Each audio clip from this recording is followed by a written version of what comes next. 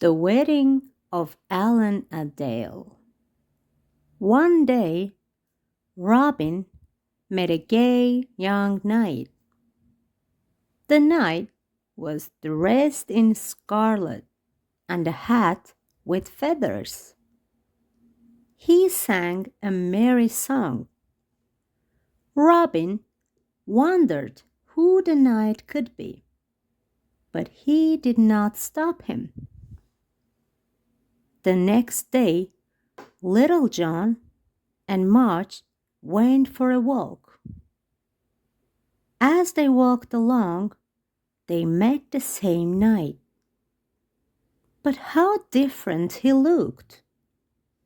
It was difficult to believe that he was the same man. He was dressed in gray. His head hung down. So sad was he that he did not see Little John and Marge. They led him to Robin Hood. Robin welcomed him to the green wood. Then, very politely, he asked if the stranger had any money to give for Robin Hood and his merry men. When Robin heard that the knight was poor, he was very sorry for him. He asked him to sit down and tell him why he was so sad. So the young man told his tale. "My name is Allan a Dale," he said. 7 years ago, I fell in love with the most beautiful lady in the world. She loved me too, and we were very happy. But her father was very angry. I was poor, and we were too young to marry. He promised that in 7 years we should be married. The 7 years are over. Yesterday should have been our wedding day. But alas, the old knight didn't speak to me. He said his daughter was not for such a poor man as I. Tomorrow she will marry another. He is old and ugly, but he has much money. I lost my love, and my heart is broken. Then poor Allan a Dale dropped his head in his hands and cried. "No," said Robin, "do not suffer. A girl who changes her mind is not worth so much sadness." But Allan a Dale shook his head. "Alice," he said, "she loves me.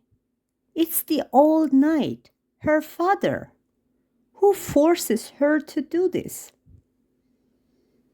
"Then what will you give to me if I help you to get your true love again?" said Robin Hood. "I have no gold, but if you bring my true love back to me, I swear to serve you truly forever and a day. I can make and sing sweet songs and play upon the harp," said Allan.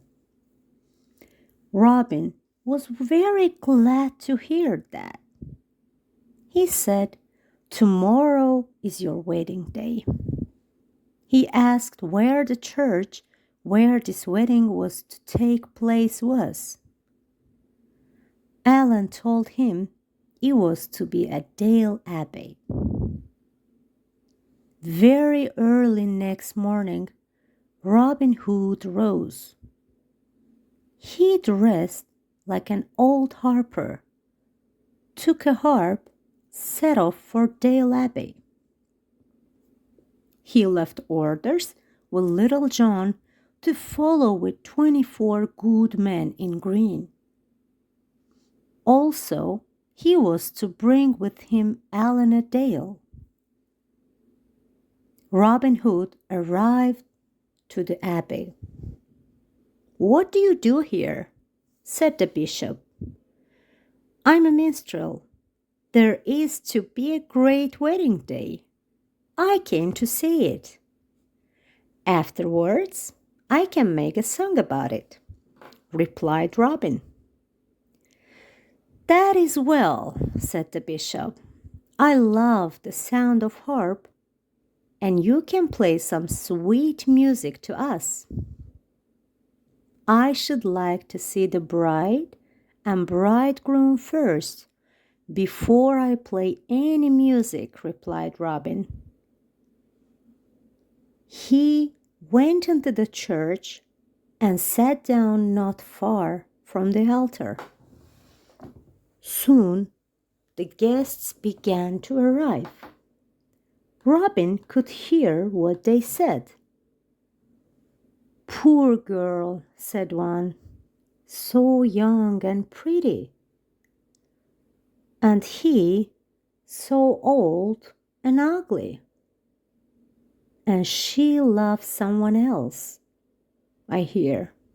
Yes, Allan and Dale. What, the handsome young man who sings so beautifully? Then why does he not carry her off? Oh, he is too poor. Oh, pity." Robin was glad. From all he heard, he learned that everyone in the church was sorry for poor Christabel.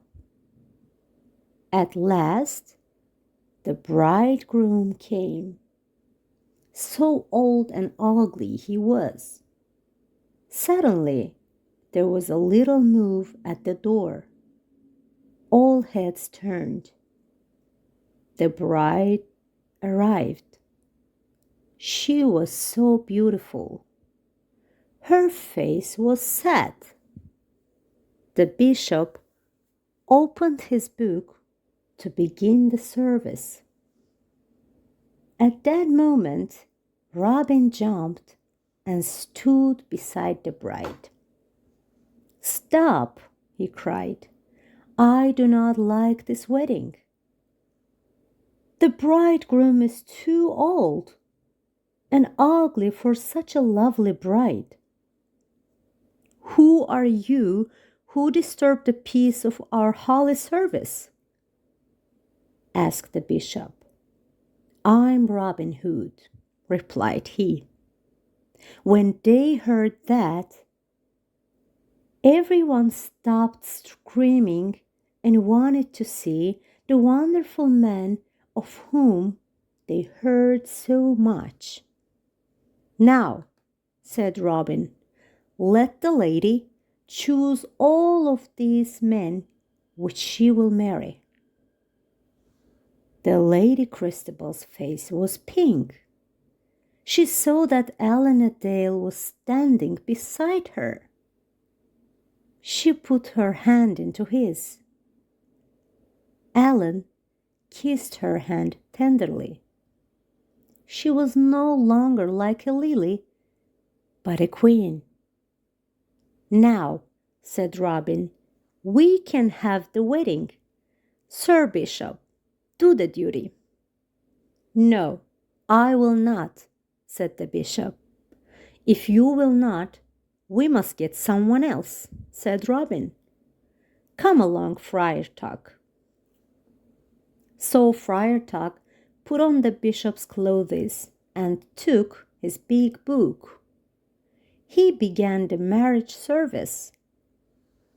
"Who gives this girl to be married?" "That do I," said Robin. Christabel's father wanted to stop the wedding, but he could not. Two of Robin's men put their hands over his mouth. so he could not make a sound. The bishop and the old knight were so angry that they could not speak. Besides, they were both so old that they could do nothing. So Christabel and Allan a Dale were married. They went to live with Robin Hood in Sherwood Forest. The people talked much about this wedding. They said it was the prettiest and the merriest wedding.